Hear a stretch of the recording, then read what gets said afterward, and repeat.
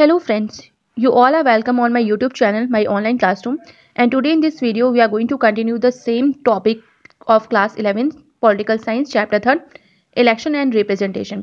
देखिए इस टॉपिक का सबसे जो इम्पोर्टेंट टॉपिक है वो मैं आज आपको एक्सप्लेन करने वाली हूँ और ये है प्रोपोर्शनल रिप्रेजेंटेशन। और इसमें आज मैं आपको बताऊंगी थर्ड वेरिएंट जो है प्रोपोर्शनल रिप्रेजेंटेशन का, जिसे हम पीआर सिस्टम बोलते हैं, जो राज्यसभा में फॉलो किया जाता है। और इसका थर्ड वेरिएंट यानी कि सिंगल ट्रांसफरेबल जो वोट सिस्टम है उसको यहाँ पे फॉलो किया जाता है। इससे पहले मैं आपको एक चीज़ और एक्सप्लेन कर दूं कि प्रोपोर्शनल रिप्रेजेंटेशन, देखिए कि प्रोपोर्शन के हिसाब से रिप्रेजेंटेशन यानी जिस हिसाब से वो वोट्स मिले उसी हिसाब से सीट्स भी मिलती हैं पॉलिटिकल पार्टीज को। आप इसको इस तरह से भी समझ सकते हैं, जिस तरह से देखिए आपने कई बार देखा होगा कि जिस तरह से आपको जितनी भूख होती है, जितना लोग काम करते हैं, उसी हिसाब से उनको सैलरी या फूड मिलता है। तो इस हिसाब से प्रोपोर्शन के हिसाब से, ठीक है। तो यहाँ पे यही है कि इलेक्शन में जिस जो भी वोटर्स होते हैं, जितने उन्होंने वोट्स दिए हैं और जिस कैंडिडेट्स को ज़्यादा वोट्स मिले हैं उस हिसाब से, और जिस पॉलिटिकल पार्टी को ज़्यादा वोट्स मिलते हैं तो उस हिसाब से उनको सीट्स भी वहाँ पर मिल जाती हैं। अच्छा, प्रोपोर्शनल रिप्रेजेंटेशन के 3 स्टेप होते हैं, यानी 3 वेरिएशंस होती हैं जिसको फॉलो किया जाता है डिफरेंट कंट्रीज़ में। तो देखिए फर्स्ट वेरिएंट जो है वो है इजराइल और नीदरलैंड्स में इसको फॉलो किया जाता है। सेकंड वेरिएंट जो है, जो सेकंड वेरिएशन है, वो अर्जेंटीना और पोर्टुगल में फॉलो होता है। और जो थर्ड वेरिएंट है यानी जो सिंगल ट्रांसफरेबल वोट है वो इंडिया में फॉलो होता है। और इंडिया में देखिए बहुत ही स्मॉल स्केल इलेक्शंस में करते हैं, इसको लिमिटेड स्केल में हम अडॉप्ट करते हैं। ऐसा नहीं है कि through out the all the पूरे के पूरे सिस्टम के लिए हम इलेक्शन के जो सिस्टम होते हैं उसमें इसको अडॉप्ट करते हैं, बल्कि कुछ ही में करते हैं, जैसे कि राज्यसभा के इलेक्शंस हुए, प्रेसिडेंट के इलेक्शन हुए, वाइस प्रेसिडेंट के इलेक्शंस हुए। अच्छा देखिए फर्स्ट वेरिएंट में जैसे लिखा है कि इजराइल और नीदरलैंड्स में पता है, तो यहाँ पे करते हैं क्या करते हैं कि पूरी की पूरी जो एंटायर कंट्री होती है उसको एक कॉन्स्टिट्यूंसी की तरह ट्रीट करते हैं। और वहाँ पे सीट्स भी लोगों को, जो कैंडिडेट्स होते हैं, जो हर एक पार्टी होती है, वो सीट्स उसी तरह से एलोकेट की जाती है हर एक पार्टी को जिस हिसाब से उसको वोट्स मिले हों नेशनल इलेक्शन में, ठीक है। यानी जितने शेयर ऑफ वोट्स उसको नेशनल इलेक्शन मिले होंगे उसी हिसाब से उनको सीट भी हर एक पार्टी को दी जाती है। अच्छा देखिए जो दूसरा मेथड है, जो सेकंड वेरिएंट हम की बात कर रहे हैं, सेकंड वेरिएशन की, वो है अर्जेंटीना और पोर्टुगल में इसको फॉलो करते हैं। इसमें क्या करते हैं कि पूरी की पूरी जो कंट्री है उसको डिवाइड करते हैं सेवरल मल्टी मेंबर कॉन्स्टिट्यूंसीज में। यानी हर एक कॉन्स्टिट्यूंसी से ऐसा नहीं कि सिर्फ एक मेंबर चुना जाएगा, बल्कि मल्टी मेंबर कॉन्स्टिट्यूंसीज होंगी। और यहाँ पे पॉलिटिकल पार्टीज पहले से ही जिनको उनको लगता है कि वोट्स मिलने की उम्मीद है, तो उस हिसाब से यहाँ पे पॉलिटिकल पार्टीज को ही वोट्स मिलते हैं। और पॉलिटिकल पार्टीज पहले से एक लिस्ट बना लेती हैं कैंडिडेट्स की हर एक कॉन्स्टिट्यूंसी से, और उसके अनुसार ही जब वोट्स उनको मिलते हैं, जिस हिसाब से वोट्स मिलते हैं उसी हिसाब से पॉलिटिकल पार्टी अपने कैंडिडेट्स को सीट्स भी दे देती है। इसके बाद देखिए थर्ड वेरिएंट जो है वो है इंडिया में जो फॉलो करते हैं राज्यसभा के इलेक्शंस में, जो कि आपकी बुक में आपको समझाया गया है। ये है सिंगल ट्रांसफरेबल वोट सिस्टम, जो कि पीआर का एक बहुत, आप कह सकते हो, मेन इंपॉर्टेंट, और इस वे में कि आप इजिली समझ सको तो उस तरीके से इसको बताया गया है, ठीक है। इससे पहले हमने एफपीटीपी सिस्टम के बारे में पढ़ा था, और एफपीटीपी सिस्टम हमें अच्छे से पता है कि वो एक बहुत ही कॉमन मेथड है जिसको बहुत ही लोग आराम से समझ लेते हैं। तो देखिए इससे पहले मैंने आपको एफपीटीपी यानी first pass the post system के बारे में बताया था कि किस तरह से एक कॉमन मेथड है, जिसको ऐसा नहीं कि आपको एक पॉलिटिक्स की या इलेक्शन की नॉलेज होनी चाहिए, एक ऑर्डिनरी मैन भी समझ सकता है कि जिस हिसाब से जिसको ज़्यादा वोट्स मिल जाते हैं वो इलेक्शन आराम से जीत लेता है और औरों से ज़्यादा वोट मिल जाते हैं। अच्छा, इसको स्टार्ट करने से पहले और भी थोड़ा समझ लेते हैं राज्यसभा के बारे में, सिंगल ट्रांसफरेबल वोट को समझने से पहले। तो देखिए अगर राज्यसभा की बात की जाए तो हमें अच्छे से पता है कि टोटल सीट्स जो राज्यसभा में होती हैं वो हम देखेंगे कितनी टोटल सीट्स होती हैं। और इससे पहले हमें ये भी देखना है कि जो राज्यसभा होता है वो परमानेंट हाउस कहलाता है, इसको अपर हाउस भी बोलते हैं। और इसका जो ड्यूरेशन होता है वो 6 ईयर्स होता है, यानी जो टेन्योर होता है वो 6 ईयर्स का होता है। और ये ऐसा हाउस है जो नेवर डिसॉल्व, इस वजह से इसको परमानेंट हाउस भी कहते हैं, ठीक है, क्योंकि ये पूरी तरह से कभी भी डिसॉल्व होता ही नहीं है। अच्छा, इसमें देखिए 1/3 जो इसके मेंबर्स होते हैं वो रिटायर हो जाते हैं हर एक सेकेंड ईयर के बाद। और यहाँ पे देखिए मैक्सिमम देखा जाए तो 250 होते हैं, और प्रेजेंट में देखा जाए तो 245 जो है मेंबर्स यहाँ पे जो होते हैं वो इलेक्ट होते हैं। अच्छा, 245 में से अगर प्रेजेंट में 245 है तो 233 जो मेंबर्स हैं वो रिप्रेजेंट होते हैं, मतलब चुने जाते हैं स्टेट्स और यूनियन टेरिटरी से। और इसके साथ ही जो 12 मेंबर्स होते हैं वो इलेक्ट किए जाते हैं प्रेसिडेंट के द्वारा। अच्छा, प्रेसिडेंट जब इसको इलेक्ट करते हैं 12 मेंबर्स को राज्यसभा के लिए, तो वो मेंबर्स होते हैं जिन्होंने आर्ट, कल्चर, साइंस या और किसी फील्ड में अपना योगदान दिया हो। इसके बाद याद रखने की चीज़ ये भी ज़रूरी है कि राज्यसभा में जो भी सीट्स होती हैं हर एक स्टेट की पॉपुलेशन वाइज जो है सीट्स भी रिजर्व होती हैं कि कितनी सीट्स हर एक स्टेट से होती हैं, वो डिफरेंट होती हैं। इसी साथ यूटी से भी कितनी सीट्स यूटी के मेंबर्स को दी जाती है वो भी डिफरेंट होती है। इसके बाद आते हैं फॉर्मूला टू कैलकुलेट कोटा यानी वोट्स। ठीक है, आप याद रखना कोटा वर्ड्स आपको मिलेगा, तो आप याद रखना कि कोटा मीन्स वोट्स होता है। तो अगर हम फॉर्मूला लगाएं किस तरह से हम कैलकुलेट करेंगे वोट्स को, तो फॉर्मूला है कि देखिए total number of votes cast, कितने जो वोट हैं वो कास्ट हुए यानी कितने लोगों ने वोट दिए हैं, अपॉन में आप लिखोगे number of candidates to be elected. ठीक है, कितने कैंडिडेट्स को आप इलेक्ट करने वाले हो चुनाव में।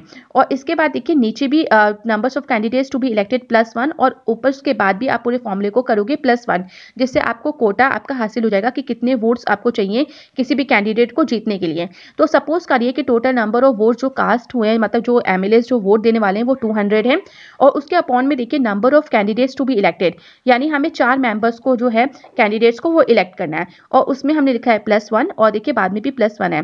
तो इसको अब जब हम फॉर्मूले को पूरा कैलकुलेट करेंगे तो देखिए जब हम कैलकुलेट कर लेंगे 4 + 1 5, तो 5 4 जा 20 और 0 तो 40 आ जाएगा आपका आंसर। 40 + 1 होगा तो ये हो जाएगा 41 वोट्स।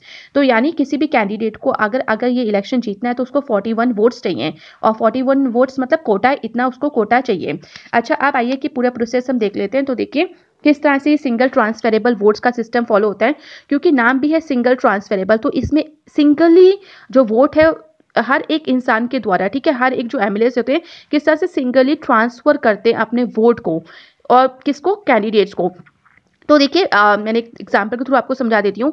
देखिए सपोज करिए कि 200 एमएलएस है, तो मैंने सिर्फ यहाँ पे 4 एमएलएस का आपको दिखाया है।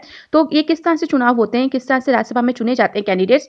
जैसे मैंने आपको पहले ही बता दिया कि हर स्टेट से जो कैंडिडेट्स का सीट्स होती है वो डिफरेंट होती है, और हमें अच्छे से पता है कि ऐसा नहीं होता कि राज्यसभा में इलेक्शन सिर्फ एक बार में होते हैं। देखा जाता है कि कितनी सीट्स वैकेंट होती जा रही हैं। ठीक है, ऐसा नहीं कि सारी सीट्स वैकेंट हो गई हैं हर एक स्टेट से, तो ऐसी बात नहीं होती। हर एक स्टेट से हमें देखना है कि 2 सीट्स वैकेंट है कि 3 सीट्स वैकेंट है, उस हिसाब से इलेक्शन कराते हैं जो लेजिस्लेटिव असेंबलीज होती हैं डिफरेंट स्टेट्स की। तो अब यहाँ पे देखिए MLA 1, MLA 2, MLA 3, MLA 4, इसी तरह से 5 6 7 करके 200 तक ये पहुंचेगा। हर एक एमएलए के पास देखिए बैलेट पेपर होता है, उसको एक बैलेट पेपर दिया जाता है, और उसमें 4 कैंडिडेट्स या आप समझिए 4 कैंडिडेट्स या और भी कैंडिडेट्स हो सकते हैं। ऐसा नहीं सिर्फ 4 कैंडिडेट्स हों बल्कि और भी कैंडिडेट्स हो सकते हैं।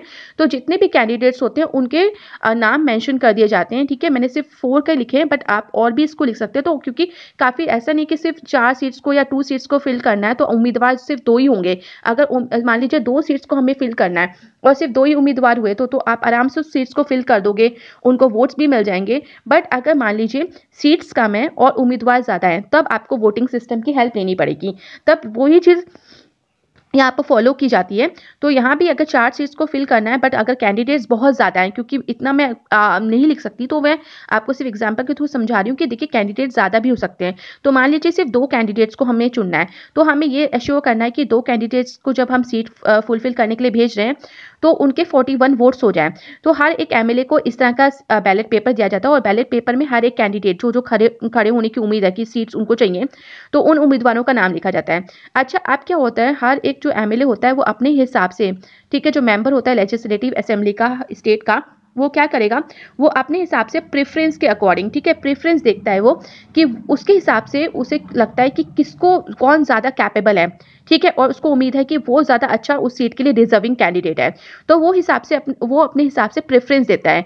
ठीक है, जैसे कि मान लीजिए MLA 1 के हिसाब से वो राम को फर्स्ट प्रेफरेंस पे रखता है कि उसके हिसाब से फर्स्ट प्रेफरेंस पे राम होना चाहिए, वो उसको सीट मिलनी चाहिए। ठीक है, इसी तरह से MLA 2 जो है, देखिए वो अपने हिसाब से हर एक जो भी कैंडिडेट है उसको अपने हिसाब से वोटिंग मतलब उसको प्रेफरेंस दे रहा है कि नहीं, मुझे नहीं लगता कि ज़्यादा कैपेबल है, तो मुझे तो लकी जो है वो ज़्यादा कैपेबल लगता है, उसके बाद मुझे विकास ज़्यादा कैपेबल लगता है कि उससे सीट मिलनी चाहिए, और मोहन लगता है, फिर उसके बाद राम लगता है। तो इस तरह से हर एक MLA के हिसाब से अलग अलग कैंडिडेट्स के लिए वो अपने प्रेफरेंस नंबर को लिख देते हैं 1 2 3 4 कि किस सीट पे वो देखते हैं, किस प्रेफरेंस में वो उसको देखते हैं और वो सोचते हैं कि वो डिजर्विंग है कि नहीं है।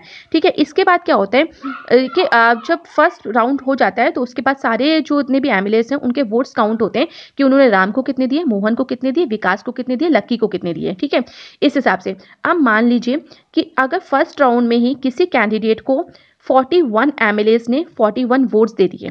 ठीक है, अगर 41 जो एमएलएस थे उन्होंने अपने फर्स्ट प्रेफरेंस में सपोज राम को रखा, तो यानी राम के तो 41 वोट्स हो गए। अब अगर राम के 41 वोट्स हो गए तो वो तो आराम से उसकी तो सीट उसको मिल गई। ठीक है, मतलब वो इलेक्टेड हो गया।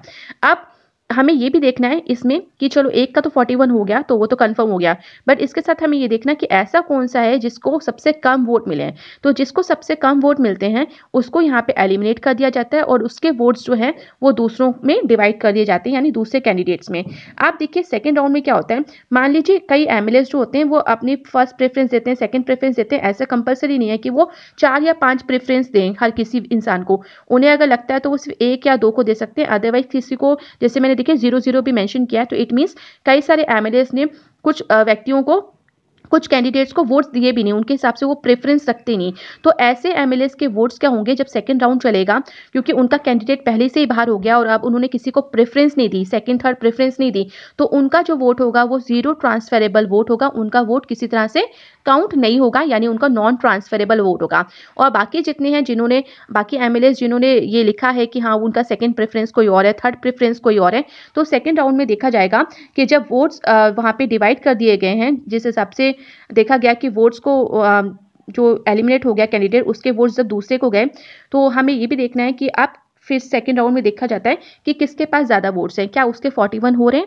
अगर नहीं हो रहे हैं तो फिर से हम वही चेक करते हैं कि अब किसके कम है, और इस सेकंड राउंड में भी वही होता है कि जिसके कम है उसको फिर एलिमिनेट किया जाता है और उसके वोट दूसरों को ट्रांसफर कर दिए जाते हैं। ठीक है, क्योंकि नाम है सिंगल ट्रांसफरेबल वोट, तो एक ही बार सिर्फ एमएलएस ने अपनी प्रेफरेंस लिख दी और बार बार वही सिंगल ट्रांसफरेबल वोट होता है। ठीक है, एक दूसरे के जो वोट्स हैं वो ट्रांसफर किए जाते हैं। तो अब यहाँ पे हमें देखना है कि फिर से सेकंड राउंड में अगर जिसका सबसे लीस्ट जिसको वोट्स मिले उसको एलिमिनेट किया जाता है और उसके वोट्स दूसरे को दे दिए जाते हैं। जब तक यही चीज़ें तब तक फॉलो होती हैं जब तक कि 41 वोट्स ना मिल जाएं, और जो 2 सीट्स हैं, अगर 2 सीट्स आप भेज रहे हो अपने इलेक्शन से वहाँ पे, क्योंकि आपके राज्य से 2 सीटें वहाँ पे वैकेंट है राज्यसभा में, तो आपको 2 कैंडिडेट्स को चुनना है और जबकि 4-5 खड़े हुए हैं, तो यही हमें देखना है कि जब तक 2 को स्टार्टिंग में जब तक ना मिल जाए 41 वोट्स, तब तक हम इस सिस्टम को फॉलो बार बार करते रहते हैं, ट्रांसफरेबल वोट्स करते रहते हैं और एलिमिनेशन करते रहते हैं और उसके वोट्स दूसरों को देते रहते हैं। तो ये सिस्टम कंटिन्यू फॉलो होता रहता है और यही है आपका सिंगल ट्रांसफरेबल वोट। तो आई होप आपको क्लियर हो गया होगा। So thank you everyone and please like, share and subscribe this channel for more updates.